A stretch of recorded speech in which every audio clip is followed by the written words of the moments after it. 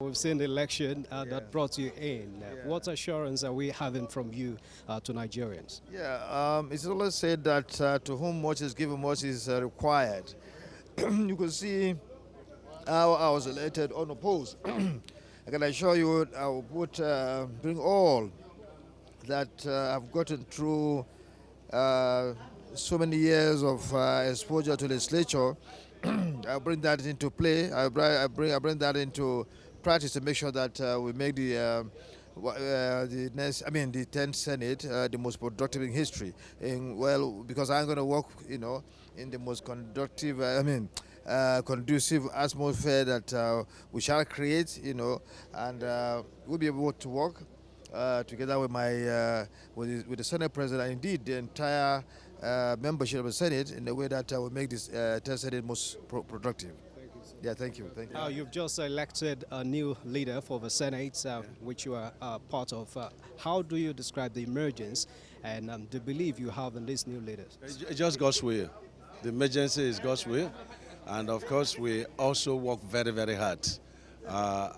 This emergency is for the stability of the country, it's for national unity, it's for inclusiveness, it's for balancing. And so I think the hand of God are there. Thank you. Thank you, sir. Also promoted from the House to the Senate. And now you have new leader for your Senate. Yes. How do you describe him? Well, he's a fantastic person, well-schooled, experienced, and knowledgeable in the business of legislature. So we look forward to having a robust 10th Senate that will cooperate with the executive when the need arises. Thank you so much. You're welcome. Okay, so you just elected your leader, particularly in the Senate, so that's President of the Senate, Godswill Akpabio. How do you describe this emergence and then the belief you have in him?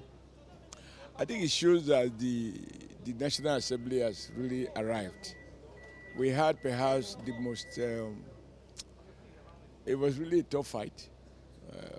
Democracy was at play, people voted their conscience, and in the end, it's clear that the overwhelming majority voted to ensure that every part of the country has a sense of belonging.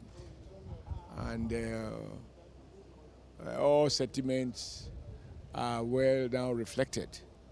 I think that statement was boldly made by senators who listened to the aspirations, the feelings, the sentiments of their various constituents. For example, Amen Lawa's decision not to contest was for me a bold statement in acknowledging that people have to sacrifice for the unity of the country. And but like in any democracy, people will have different way of reasoning, which explains why some people still felt they will contest. And the vote shows that overwhelming majority favored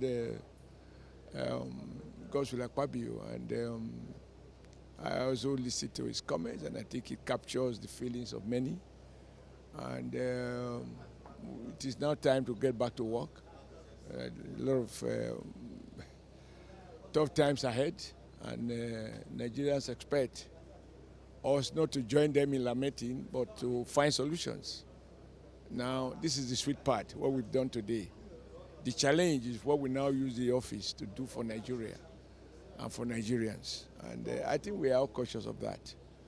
For me, it would be worth my while to sit anywhere now if my sitting is not going to add value or have positive impact in the way in which, when it comes to the deliverables to the average Nigerian person.